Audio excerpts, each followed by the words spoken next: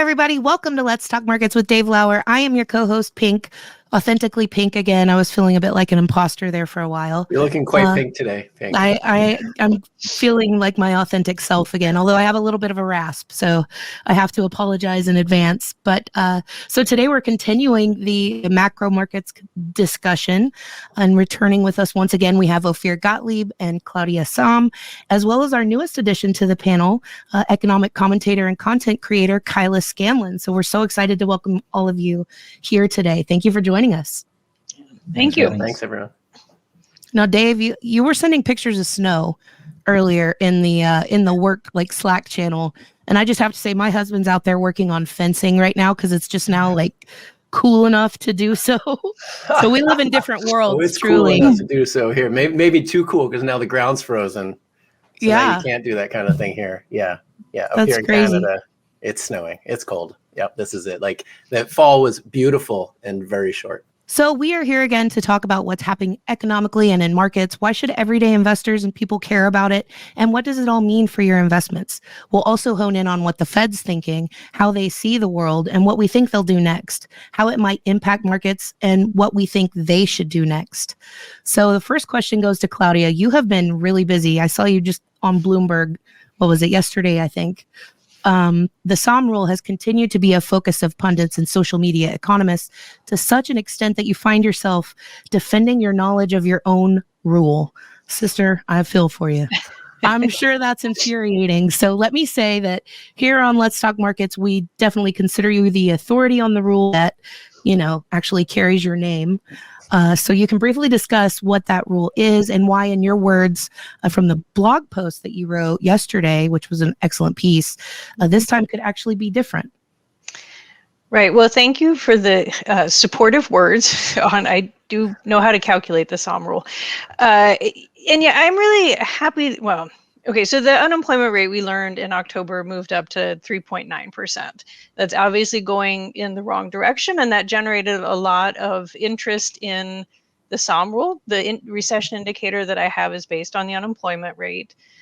It smooths it out some. It was like 3-month averages, and so we aren't at a place where the Sahm rule would trigger. And since we haven't moved up a 0.5 percentage point in that kind of smoothed out series, we're up 0.3 percentage point though, and that's not good. You don't need a rule for me to tell you, rising unemployment rate's a bad thing. That's still a pretty small increase. And the problem is once the unemployment rate gets going, there's a feedback loop of workers losing paychecks, them not spending as much, more workers getting laid off because there aren't the customers. And so the Sahm rule triggers at a pretty small increase. But in the mildest of recessions, like 2001, it keeps going and is up 2 percentage points. In a typical recession, it's almost 4 percentage points. So that's millions and millions of people losing their work. So it's not surprising that I had the opportunity to answer a lot of questions about the Sahm rule. Are we in a recession? Are we going in one? The Sahm rule is highly accurate. I can say with a lot of confidence we are not in a recession, but I cannot say that we aren't headed towards one. I wish I could. Oh, and then you asked about that this time could be different. Yes. Yeah. Right. Okay. So these are words that should never come across the lips of any expert, and yet I feel pretty. What I'm saying with this time is different is the Sahm rule is on track to trigger, right? It would not, my base case is that we get up to around 4% unemployment and we hang around there for a while. And that would trigger the Sahm rule, right? That we would need it to get up to 4. But I mean, we're not that far. So in the past, when that's happened, it's always been a recession because we've been inside of a recession. There are features of the economy right now, particularly that we had a burst of workers come back at the same time that job gains, which are solid, but job gains slowed down. So there's some catch up. It's like the reverse of the labor supply or labor shortages that we had last year. So there is a case to be made that a portion of that increase in unemployment rate is really about more workers back and the jobs it's like a timing problem. And in that case, the unemployment rate could settle around 4%. It could even drift back down. That's not a recession. So that's the Sahm rule breaking. It's like we get up to 4%, but we don't tumble into a recession. History is not on my side with that prediction. And yet when you look under the hood and look at what's going on, this time has been different since the pandemic showed up. So this would be a long line of macroeconomic rules of thumb that are broken. Right. It's such a weird economic situation, right? Like you said, this is the first time, for example, we had 2 negative quarters of GDP growth, I think going back to like the 1940s, with no declaration of a recession either at that point, right? Sorry, Ophir, you were about to start. I was curious, Claudia, in your research, when you established the Sahm rule, do you remember by chance what the smallest unemployment rate was when the Sahm rule was triggered? Because I'm guessing, I don't know, like 4%. It wasn't 4%. So in fact, the Sahm rule is completely accurate starting in the 1970s, right forward. But I go all the way back to when the data starts, so right after World War II. There are some periods in like the 60s, I think in the 50s, there's a couple where the unemployment rate was really low. Okay. Before it triggered. And that's why the Sahm rule, it's about changes in the unemployment rate. It's this, like you get the spiral going, and that's for, it's not like there's some magic cutoff of 4% or 5%. But there are some other low ones, but not in recent. I mean, frankly, we were down at a 50-year plus low this summer. So like, you know, you got to go back at least 50 years to see even a chance of the trigger. But you could say that one of the reasons that we had such a low unemployment rate was back to this labor shortage issue, right? There was so much need for workers, and the workers just weren't back as much. So if you were out there looking for a job, you had a job, right? And so that is we may have been to some extent, quote unquote, artificially low due to all the COVID disruptions, and we may be artificially high as we're working them out right now. But I could be wrong. Like if most of this rise in unemployment rate is demand driven, then we're on a path for something that looks more like a recession, probably more like a 2001 recession, unless the asteroid hits or something else bad happens. But you know, that's the path we're on. But I think I really, you know, looking at the data, thinking through what we've lived through the last 3 years, the supply story is there. So we just haven't seen it play out before.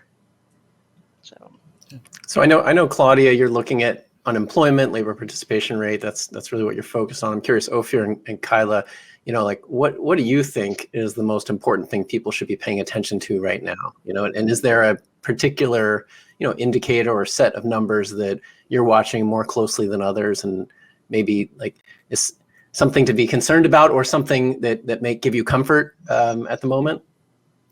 I think inflation is the only thing that matters. Of course, employment matters. That's obtuse to say it doesn't. Employment is whether or not we get a recession, but we would get a recession because of restrictive monetary policy. We would have restrictive monetary policy because of inflation. So inflation is the only thing that matters. Once the Fed doesn't think we have an inflation problem, whenever that is, then we can address monetary policy and probably an unemployment rate that's rising. But that's it. Why are economic indicators turning more negative? They're not negative, but their trajectory is down because of monetary policy. And why is monetary policy restrictive? Because of inflation. What do you think, Kyla?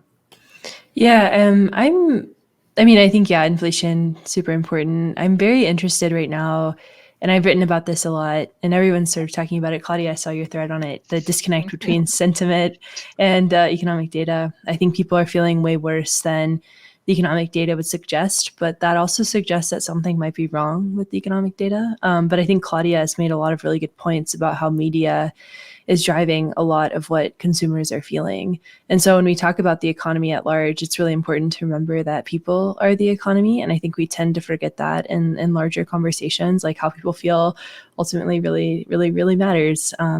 So I've been trying to sort through that. Obviously, I do a lot of TikTok, that's primarily where my audience is. And the comments are devastating a lot of the times, but then you also have worries about media literacy and the things that people are consuming to make them feel this way about the economy. And it's okay, so inflation is very important, but how do we educate people about what inflation actually means, right? And what does it mean when inflation goes down, and why do we not want deflation to happen, right? So those are the things that I'm paying attention to. Yeah. No, Yeah. and I absolutely would recommend Kyla's Substack. You've done a lot of writing on this too. I'm too old for TikTok, but your writing is very good. So, Thank you. and We cited you're it last month, by the way. We were talking about and I the was Vibe about to plug you session. both. I was like, Yeah. okay, Kyla, you too. Like, you both did some pretty amazing pieces on the topic. yeah, and I agree with Kyla. Like the economy, it's the people, right? And I've spent a lot of time. One of the maybe up until recently, one of the benefits of being on Twitter, and I try to be really open and have conversations with lots of different people all throughout the crisis. I have learned so much, whether it's people affected by COVID, people who've lost their home, just across the board. And what I do with, I mean, a lot of economists will sneer at anecdotes, right? Like, oh, that's not real data. The way I've approached it is when I talk to someone, when I hear a story, particularly one that I haven't thought about, I go look for it in the data. And I go look for it in representative household data to the extent possible. Like I don't just stop with the aggregates, that we need to consider them too. And I mean, frankly, at this point, I'm getting frustrated, right? Like Jeff Stein, who's at the Washington Post, had a tweet from some study that 24% of Democrats said they were financially better off under Biden. Yeah, you said And I was today the just wheels have come off the bus. on these, well, and it's like, I'm like, this is impossible.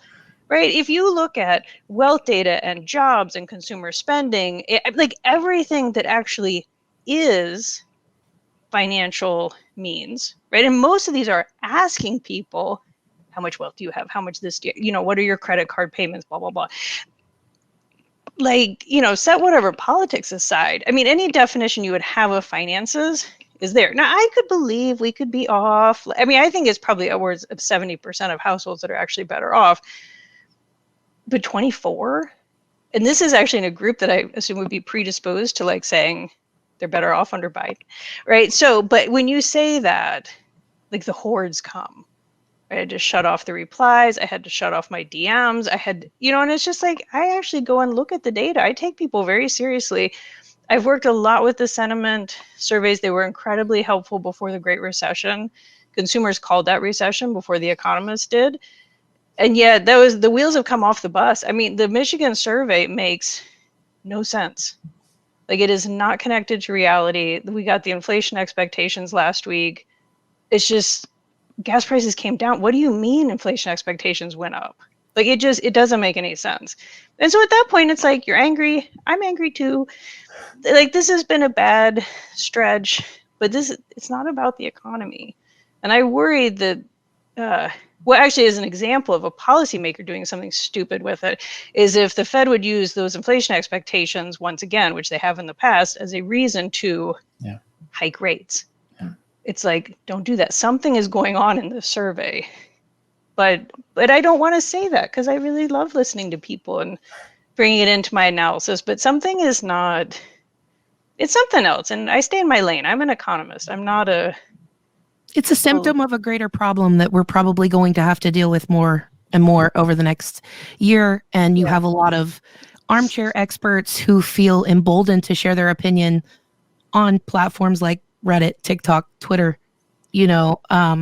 so everyone thinks that they need to have an opinion about it, and they are informed, but not always well informed, oftentimes ill-informed by slanted, politicized sources. So it is a symptom of a greater issue that seems pretty detached from, is this just the new normal going forward? That we're just going to be, these two things will be completely detached. Who knows?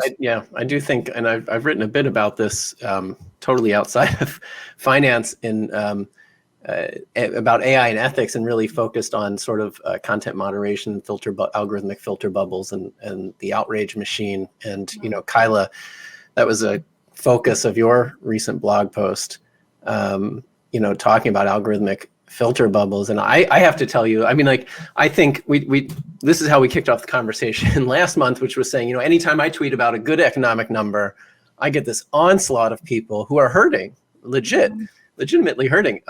But it seems like things are so disconnected. And one of the ideas, Claudia, from you is, this is clearly a hangover from COVID. People are still really traumatized, and I absolutely think that's part of it. And Kyla, you're talking about how we're all stuck in these algorithmic filter bubbles. I'm not optimistic on this point. I really am. Like, I don't know. I don't see the path forward that gets us to where people are not in these kinds of bubbles and not in these kinds of echo chambers, because I don't see anyone really pushing platforms that focus on that kind of incentive versus, the outrage machine, which, people are in. The ad model is engineered to maximize outrage and engagement. And not truth and constructive conversations, like what you were saying, Kyla, in your video about how on your TikTok For You feed, you don't want to get anything. Most people on TikTok especially would not want to get anything that would challenge their worldview, when in fact that's probably exactly what we need right now. Yeah, I think it's ultimately pretty harmful. And, there's real reasons why people are feeling bad too. Like, food insecurity is on the rise. We have a housing crisis. Like, there's reasons why people are feeling really bad. But I do think there's this really strange disconnect. And I've been like banging my head against the wall trying to figure it out. And like Claudia was saying, like, economists will be like, it's not a big deal. It's just like how they feel. Don't worry about it. But I really think like getting to the bottom of it, or at least figuring out how we can address it, will be how we can start to fix it, which is the most important part. But I think people are just like tired and angry and frustrated. Yeah. Yeah. No, and the right, I've done 2 Bloomberg columns now on this, trying to figure out, one was talking about COVID, one was talking about social media as an amplifier. For that second piece, most of what I read on background were not from economists. Like, it's trying to figure out like media networks, and it just happens to be framed in how are you doing financially, right? Which does have it has some anchor to how people are doing financially, but whatever's going on, it goes way beyond that. And to Kyla's point, there is even for economists, there's a reason to try and get to the bottom of this, because we've also seen disengagement with a lot of the surveys that we use. I mean, the Michigan survey's response rate has gone down a lot. Official statistical agencies' response rates have gone down a lot. I had a surveyor for a well survey who was like, Claudia, what do I tell these people to get them to take the survey? Like, this was someone who'd done this professionally, because the people, when they go to ask them, they're just angry. They're like, I don't want to talk to you, right? So if you get people distrusting data and distrusting those of us who try to work with it, like, they just walk away. And then we're in big trouble, because we really do need to know how people are doing to do good policy, to just understand what's happening. And I think so there are costs, and I agree, we shouldn't just write it off, and I try not to, but it's like, I don't have the tools to figure this one out. So I have to say, from a content like moderation standpoint, I was involved in Reddit during the whole GameStop, the rise, and part of the community, and from a moderator standpoint, and even just as a Reddit user in general, there around early to mid 2021, there was a marked shift from genuine interaction just within Reddit, as an example, to noticeably a lot of bots using ChatGPT before it was widely available. And there were even pieces that were written about how a lot of this interaction is happening. They have entire communities that are dedicated to training bots using ChatGPT, and the intent, presumably being to sow discontent in a lot of different areas, to, for propaganda reasons and whatnot. And having gone from that to now, as I see, we're moving towards the whole dead internet theory, which, if you're not familiar with that, it's definitely something worth looking into, because it plays into like Kyla, what you were saying in your piece about how social media can completely influence how we feel about the economy, how we feel about our present state, and how far our dollars are going, and optimism versus pessimism. And so I would be remiss not to at least mention that, you talk about just empty interaction anymore on the internet. A lot of that comes from it being just a field of bots on Twitter, on Reddit, even on TikTok. And it's just scary to think about how disconnected that's becoming and how quickly. I don't think that's an unreasonable point at all, especially because, Claudia, you've said a couple of times, if you want a recession, you can get one, right? Like our view of the economy and our expectations as consumers really drive, the next set of economic numbers and whether the economy is going to be growing or not. And if I'm an adversary of a Western country, this certainly seems like a very reasonable sort of vulnerability and attack vector as well, right? For sure. So on that cheery note, I was gonna say that might even have been worse than the recession talk. I don't know. I mean, it's, I happen to unfortunately have read a lot of like dystopian sci-fi in my life, and I've remained sort of like a techno-utopian. Like, I think Star Trek is the outcome, and I still hope for that. But there's a whole lot of other literature that goes down a completely different path, and it sure feels like that's one we're headed down at the moment. Well, it's Amusing Ourselves to Death. I don't know if you've all have read that, but it's like a really interesting book, because I think a lot of people think that we're in this Orwellian type society, like 1984, like Big Brother is watching us, but we're really in this more Huxley type society where we are Big Brother, right? Like, Yeah. and I think that that's sort of a strange thing to wrap our head around, is like, of course, the big tech is part of the problem, media is part of the problem, but the way that we are engaging with this stuff is also part of the problem. Like, we're creating our own 1984, which I think is kind of weird to think about. Yeah. We are the machine. Next week on Macro and Markets, we'll talk about science fiction and dystopia. So, okay, let's pull it back a little. I think it's funny, we talk about recession as if it's like a global thing or a universal thing, but I think a lot of people have noted that individual sectors certainly appear to have been in recession or are in recession. Ophir, last week you talked about that we're in a tech recession. And like you said earlier, that, inflation is the only thing that matters. I liked what you said, that, it's nearly impossible to forecast the next 3 to 6 months. And you quoted Druckenmiller saying, the next 6 to 12 months is the most difficult he's ever seen. So, I'm curious, given how difficult it is and how much uncertainty there is, what are you doing to position yourself? And can you also talk a bit about this idea that you talked about a little online, which is the after this? It's hard to plan maybe for what's happening now, but there certainly will be a time after what's happening now. Yeah, so I'll just catch everyone up to, I just had a bunch of CEO calls as earnings are going through. I asked one CEO, I said, who is in the infrastructure space, so cloud, and I said, so it just, guidance is coming up and down every quarter. It's if you just look back at what they said at the beginning of the year and they just would have stuck with that, everything would have been fine. But I said, so is this just quarter to quarter? And he paused and he said, no, it's month to month. It's like, wow. Then the next week I talked to a CFO who had similar problems with guidance going back and forth. I said, so is it just month to month? And I said, he's a different CFO, different company. He said, no, it's week to week. And I was like, I'm not going to ask the next guy. So we were in a tech recession. I thought we might be getting out of a tech recession. Numbers are better, but guidance is always cautious, right? I think they have to use the word prudent.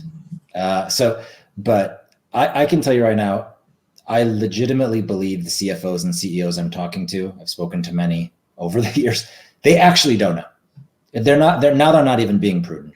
They just don't know. It changes week to week.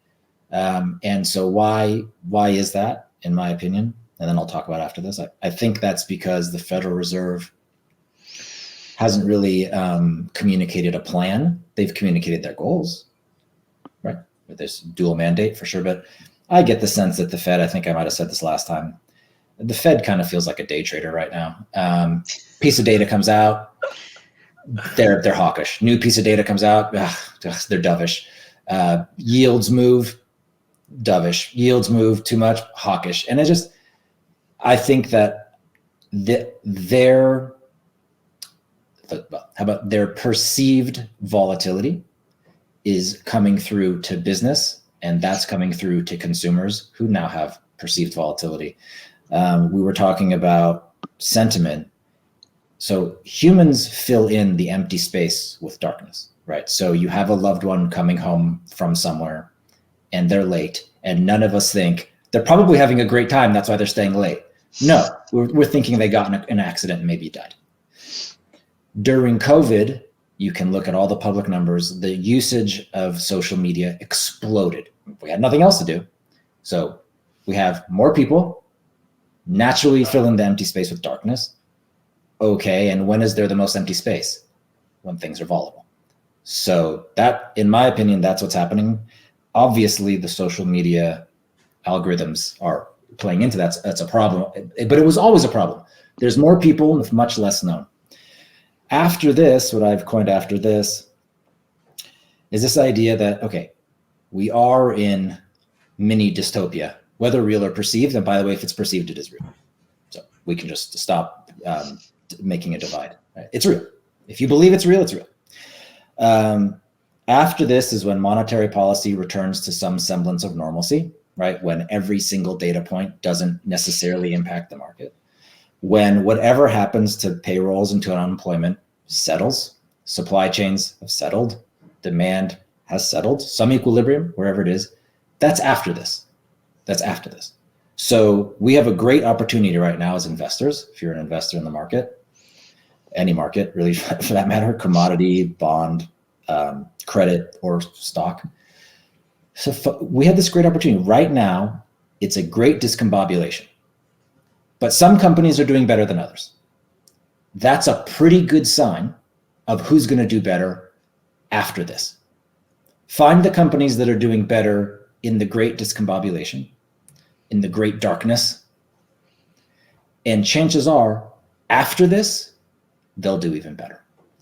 And so I see this as a magical, once-in-a-generation opportunity to get a preview to who's going to be successful. And while there are many opinions about to where we are, well, there is a dearth of opinions about after this. Nobody's talking about after this. I'll tell you where I'm going to make money, focusing on after this.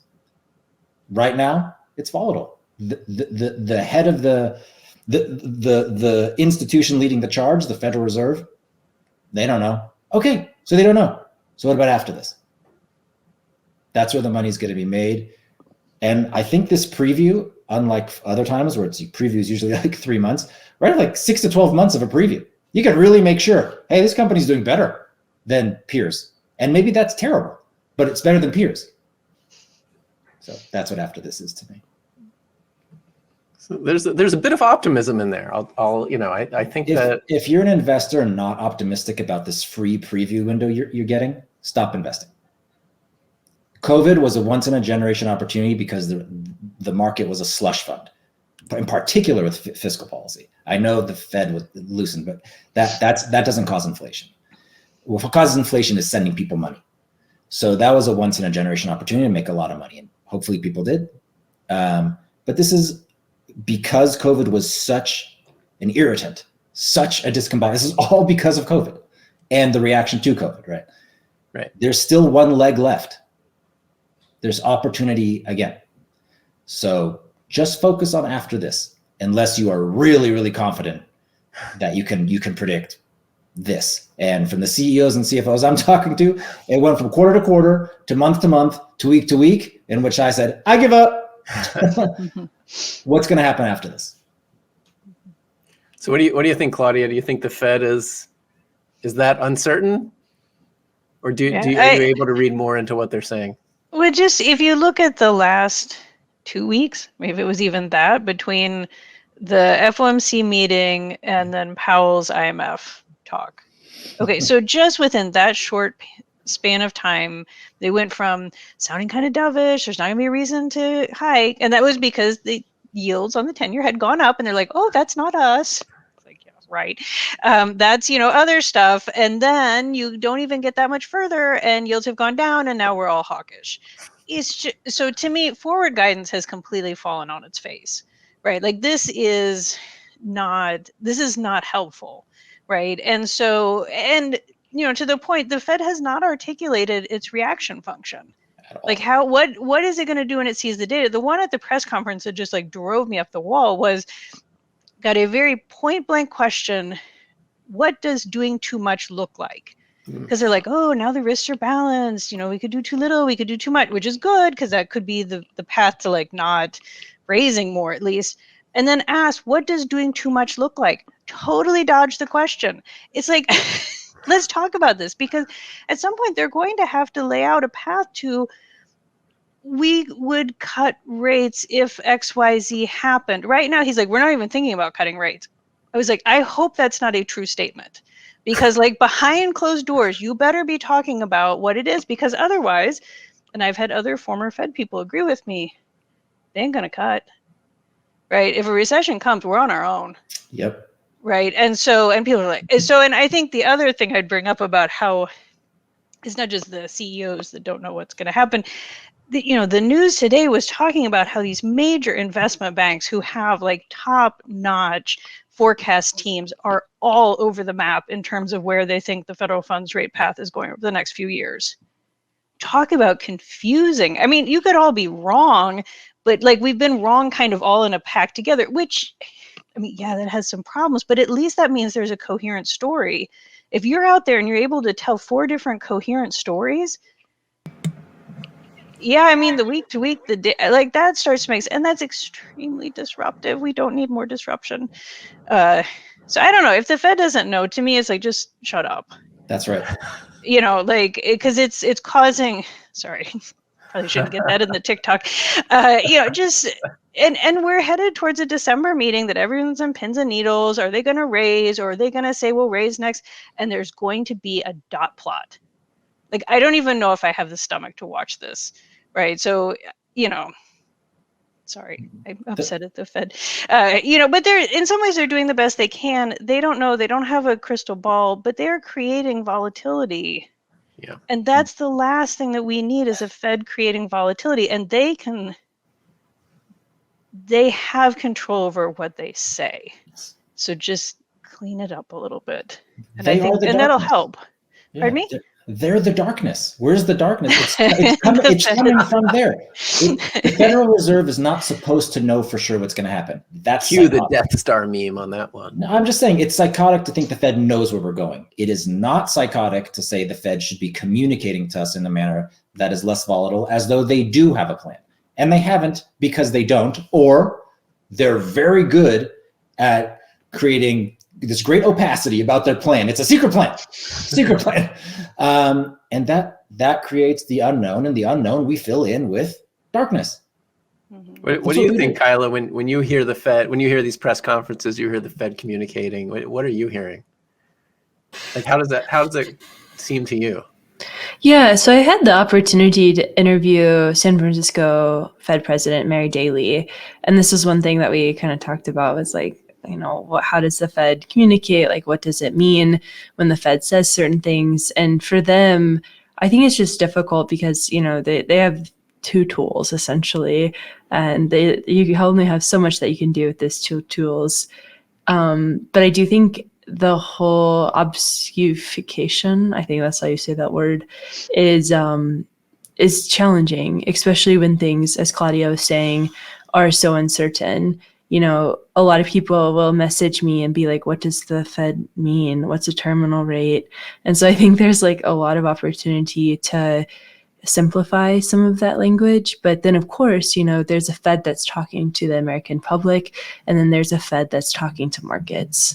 And I think that reconciling those 2 things are sometimes difficult, because the markets will just run with whatever. Like, if he has a certain color tie on, people will trade based on that. So I think it's really markets who are pretty ridiculous. I think that also, even if there's great volatility and unknown, the Fed can say something like this. We have a median projection for core PCE through the end of the year. They've already done that, right? It's the summary of economic projections. It's okay. They can say, if we're at that number or lower, we're not going to raise rates right now. It's just a 1 or 2 month guidance. Not a big thing, not a prompt. Just something like that says, okay, they're not claiming that the summary of economic projections is correct. That's just a median of a bunch of guesses. But if they say, hey, if it comes in there, we're good. And if it doesn't, okay, well, then it doesn't. Then maybe the Fed has to react. It's not just because it's volatile doesn't mean they can't express a plan. And the plan doesn't have to be for the next year. It can be for the next 2 months. It just shouldn't be for the next week. Shouldn't be based on whether the 10-year trades higher or lower today because Apple has good earnings. So I think futures markets are pricing in a few Fed rate cuts next year, including, I think, starting early, sometime in the spring. Well, I think it varies. I think Goldman has them starting in June, and like Morgan Stanley. Yeah, no, it's the other way around. Morgan Stanley has them the cut starting in the summer, and then Goldman's much later. So. Futures have it priced the first cut in June. Well, I mean, that changes daily too, by the way. That's like a stock price. But because last I had seen it was somewhere around like April. Yeah, so. May right now, we have 35% chance of a cut by May. Okay. And see, this is one where, I mean, in the future, like, because under that is a story, right? Like Goldman is die hard that we are not having a recession. That's right. I agree with them. And I think they're also in the camp of, if we are, the Fed ain't cutting, right? Like if we stay out of a recession, the Fed is going to really hold back, right? So there's a story to Goldman's. I haven't looked close enough at Morgan Stanley and some of the other ones, but it's like you have to have the story. And again, like the Fed isn't giving the story, right? And I'm not even necessarily like numerical guidance. They're gonna be very shy to do that, but just don't give us mush, right? Like something that's a story. And that's where the SEP is mush, right? Because it's a bunch of medians all tied together. You don't even know if it's the same person across them. Like just use it as an internal tool, figure out the story you want to tell, be consistent. Don't put 8 Fed people on TV in one day, and just kind of tighten it up. But to your point, I'm not sure they have a story. And, or they're not willing to commit to one. And that's, I don't know, it's frustrating. But yeah, reading the futures market, or I mean the Fed trying to read, well, why'd the 10-year move? Like the markets don't talk. It's like, it's an equilibrium. It's all the pieces coming together. So I'm curious what each of you thinks is there such a thing anymore as normal state? Like we've been in this sort of crazy, extraordinary, accommodating environment for so long now. What does normal look like to you in terms of, let's even just say in terms of a Fed funds rate, or if that's not even. Is that even something we can think about anymore, or are we sort of doomed to this, abnormal policy? I mean, maybe that means it's not abnormal anymore, but relative to what we've seen historically.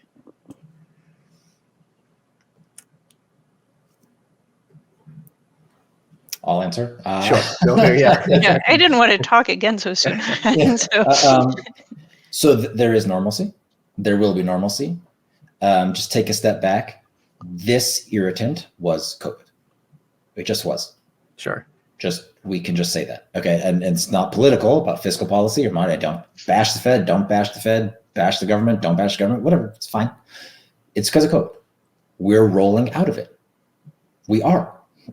CPI peaked at 9.2. We're at 3.7 tomorrow. Just to be clear, today's November 13th. Tomorrow will probably be at 3.3. I don't know, just consensus, whatever, right? Again, by the way, it's revisiting the low threes. We're on a path to normalcy. And why is that? Because we're getting further and further away from the irritant. I mean, as we get further and further away from the irritant, we will be less and less irritated.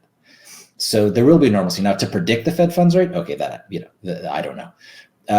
But there will be calm. It won't be the case that every ISM reading will matter. It won't be the case that 30,000 payrolls will matter and non-farm payrolls because there was a strike or there wasn't a strike. Oh, it's in this month. Oh, it wasn't in this month. Yeah, of course there will be. Of course there will become. Of course there will be after this. Of course there will be. It's just not now, but it's getting closer. And while economic data has taken a turn downward, it's still 150,000 jobs is still a very good non-farm payroll report. It's just lower. We had to have that. If we didn't have that, it would have been worse. The Fed would have gone to 6%, 7%. So this is the kind of downward trajectory that you can celebrate. Until it isn't, which, as Claudia pointed out and knows all too well, economic data, when it tends to not really hit a target, tends to go through the target. Okay, but of course there will be normalcy. And people will get off of social media as much. There will be less emptiness, and that emptiness will be filled with less darkness. Of course there is. How can you imagine there isn't? If we didn't know what caused this, then we could say that. But we do know what caused this. It was a pandemic. What do you think, Kyla? This is something I've written about before, and I don't know the answer, honestly. I think that obviously, like, there's cycles. Everything is cyclical at the end. I don't know. It's just like, and I think I just see too much sometimes, where I like see too many takes and I hear too many voices. But I think people are hurting, and like, we were talking a little bit earlier about systemic change. And I think that's like a part of it too, is like, how do we sort of improve these underlying things rather than assuming that our turn to normalcy is the best path forward. And I don't know what it looks like to improve things, but I know it's something that probably has to be done. And that's more what I am thinking about. So a few things I'd add. One, I think we'll look back on the period between the Great Recession, the global financial crisis, and the pandemic as the aberration. We're not going back there in terms of that. That was just a mess in terms of low inflation, low Fed funds rate, low growth. Like that was actually a really bad recovery, and in a bad recession. Okay, so I think that's not where we're going, is back there. It's a very open, very live question about where, say, interest rates are going to settle in on the other side of this. I don't think they'll be as low as the before the pandemic, but I don't know. For there, I think going forward, the piece of the developments that I've been watching very closely and with some optimism are the productivity numbers that we've seen. Now, productivity is notoriously hard to measure. It can be all over the place and revised a lot. And yet we've gotten some encouraging and somewhat unusual for where we are in the cycle numbers on productivity. And that's, restructuring how people work. And, we brought workers back in. I mean, women's employment is a record high. You've got other marginalized groups that have come in. I mean, the labor market's firing on more cylinders than it was before the pandemic. That's all very good. And then we have some technologies, the work from home, the AI, like there are some promising things, even if they don't deliver the moon. We don't need that. We just need some productivity growth. And if that happens, then it does support a higher interest rate. We have a higher growth path. So that would be very good. To Kyla's point, and not getting political, because I'm not political, but the whole, like, the Build Back Better, right? Like, the better part was an important piece of it, and we just never got there, right? Most of that, unless it was physical infrastructure, just like hit the cutting room floor. And yet, there were a lot of temporary programs during the pandemic across both administrations, but taking the rescue plan as an example, they were temporary relief, but they're actually the kind of things we need to see. Like, there was the extra child tax credit. There was relief on student loan payments. There was a lot of really interesting funding that went to states, like keeping childcare centers open. So it was incredible how much childhood poverty decreased. Then for some reason we said, we can tolerate a much higher level. We don't have to renew that. Yeah. But of course, if you go online and you say things are good, they're like, oh, but inflation and the children can't eat. And it's like, oh, look, you care about child poverty. I'm so excited. Let's extend the child tax credit. So I look at that as a proof of concept. We ran a lot of policies that we've never run before, and we have data now to say they work. That doesn't mean we get it into action, but there is an understanding, like, we may be in a better place in a lot of ways than before we went into the pandemic. I mean, household wealth is like, there's just a lot of measures that are better, but we are not in an acceptably good place, right? There's more to do, and we may get a lift just from the economy, like with productivity and the labor market that's strong, but there's absolutely policy pieces. Like, we got to do better for people who need a hand, and we don't. So yeah, that I get that as a real disappointment. Oh, the coming avalanche of academic studies. Can't wait to see what the data says. Yeah, no, there's some already out there on the child tax credit. Yeah. It's really pretty impressive. So, but yeah, there'll be plenty to argue about for a very long time about every aspect of this recession and We recovery. could end it on that universal truth. There will be plenty to argue about. Definitely enjoyed this conversation. Thank you all so much for joining us on this monthly macro and markets episode of Let's Talk Markets. And hopefully you who are listening enjoyed the conversation. Make sure to subscribe, give us a good rating if you can, and we'll be happy to hopefully welcome back our panel next month and keep the conversation going. Thanks, everyone. Thank you. Thank you. Register to vote. That's